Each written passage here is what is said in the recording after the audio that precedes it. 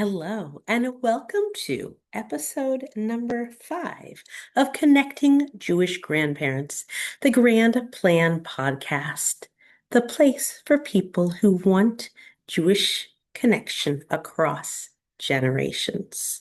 And I call today's episode The Secret Sauce because I want to really get into the nuts and bolts of how we got to this place with this podcast, with this grand plan, right? If you know me in real life, if you've known me in the last, I don't know, 20 something years, you probably knew that I was doing some form of Jewish education. I was the teacher. I was the director. I was the camp counselor. I was the camp director. I was the youth director.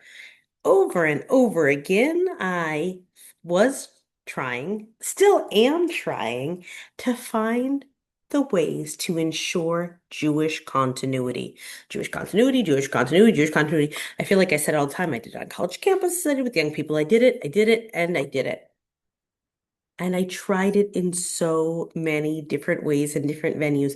And I'll talk about those in other podcasts of what I think works and works well and works less well. And there's a lot of variables. But I came upon the formula that I consider most successful in, I don't know, the 3 years ago, 4 years ago, while I was the Judaics director of a preschool. Now, we had tried to do different types of programming and family program and experiential programming. And the model that I created that was, I think, the most successful was in the early childhood department. We would have a program where it was content focused for the children for 20 something minutes. There was playtime, then there was content, it was a story, and it was related. We called them HOPs, and that stood for our holiday outreach programs. Content for the children, of a story and songs. Separate from them, the parents were invited to learn about the same holiday or same thing through adult lenses with a rabbi. And then children and parents would come together and do activity stations and really fun things and baking and art and sensory and all these really fun activities together on the foundation of the thing they just learned. And it was great. It was really great. But it was really, really, really great when the parents did not show up. What? How does it make sense that this parent-child program was really great when the parents don't show up? It was really great when the grandparents showed up instead of the parents. It was sad when the kids got nobody, but that happened too. It's okay. The teachers took care of it. But the grandparents were able to do something that the parents could not do. Almost always. They could be there. They wanted to be there. So to be clear, the parents wanted to be there too. But for every mom who was there checking her watch during the activity stations, and she's in her scrubs or her exercise clothes, whatever it is, she's already worrying about the place she's going next. So she's there with her kid and she's cheering them on while they're painting. But they're already in the 8 million realms that every mom is already worrying about. And did the kid eat enough? And this and the that, and the influx of information and getting to work and the groceries and what's going to be dinner and the after school activities for the big brother and the list for the moms and dads was enormous. The grandparents showed up and just had fun. They were joyous in a way that the parents never were. The phone came out to take pictures with the kids, but not to worry about the next appointment, the next thing. And I really believe very firmly that that shift is a relatively new problem, and it's a sign of the modernity of the responsibilities that are on parents today when they lost the village of support. I'm not going to go into it too much right now, but it is a shame and it is hard. And it means the grandparents are missing out until they are there and they are showing up. So this is not against the parents. The parents, you're doing your best, and your best isn't very fair for what is expected of you. But grandparents who can actually physically be there, it was incredible. And sometimes the grandparents would come in for the children's story time too, and the children's songs, and they loved that. I mean, I wasn't in the rabbi's learning, so I don't know how much they loved that. But all of this is really foundational to what Grand Plan is meant to be.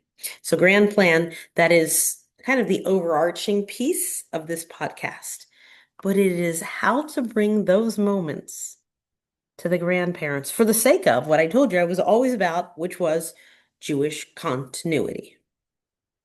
And I believed, and I still believe to some extent, the Jewish continuity was based on day school education, and it was based on summer camp, and it was based on Shabbat morning programs in synagogues and youth group attendance and right Sunday school. All of those were the signs of Jewish continuity. But it's the grandparents.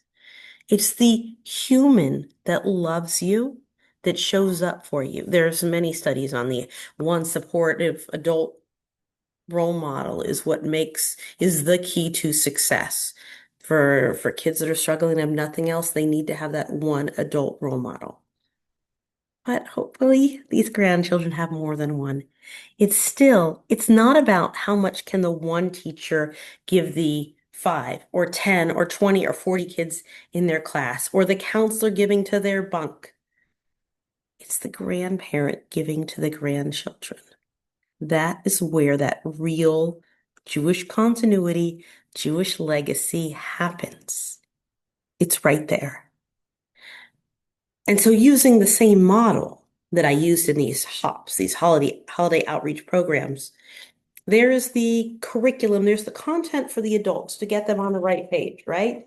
It's to be in the books, it's to be in the knowledge, and that can be hard to do, right? I am a learned person, and still I get slipped up sometimes of like, wait, why? What was the reason behind this? Jewish knowledge has a lot in it. So I try to, in the curriculum packets, the fun guides, whatever you want to call them, to have the information so that you don't feel like you don't know, because everybody gets to the place where they don't know. You can find the information on your own, and maybe you never lose the information, but it's there so that you have the wisdom that you need to transmit. And then comes the fun. And again, instead of outsourcing Jewish education, you are empowered to be the Jewish educator. And that is the secret sauce. Handing over the power of your Jewish future to your grandchildren and making it fun and making it meaningful. And so what goes into those fun packs? Talk about in a different podcast. I want the middles, people like me, to know that there's too much on us right now, that we lost our village and we need to bring it back. And the first place to turn in that village is to the last generation who have the experiences, and they're there because they want to be there, because they're your family, even when it's hard, even when the boundaries, even the grandparents. You grandparents have the gift, and maybe you don't have endless time. I'm not saying grandparents are all retired, they have nothing better to do all day, but they're not worrying about the in and out, generally, of every detail of their grandchildren's lives. They aren't checking to make sure that there's enough milk in the refrigerator and that the laundry is done for the children and that the doctor's appointments and then and that's on the middles. The grandparents are there to ensure that they are able to transmit their values in fun and meaningful ways. Grand plan, grand plan. So I hope you understand the secret sauce now. And like I said, if you know me in real life, you know that these are the things I'm passionate about. Making it meaningful, making Judaism, making all of this meaningful to the future. And it's the past, the generation up, the grandparents that have the power to do it. So feel strong. Know that you can do this. And keep listening, keep watching, stay a part of connecting Jewish grandparents to find out how to really implement the secret sauce. Thank you for being here today, and know that no matter how far away you are from your grandchildren, that connection can come closer and closer. So keep connecting here and keep connecting there.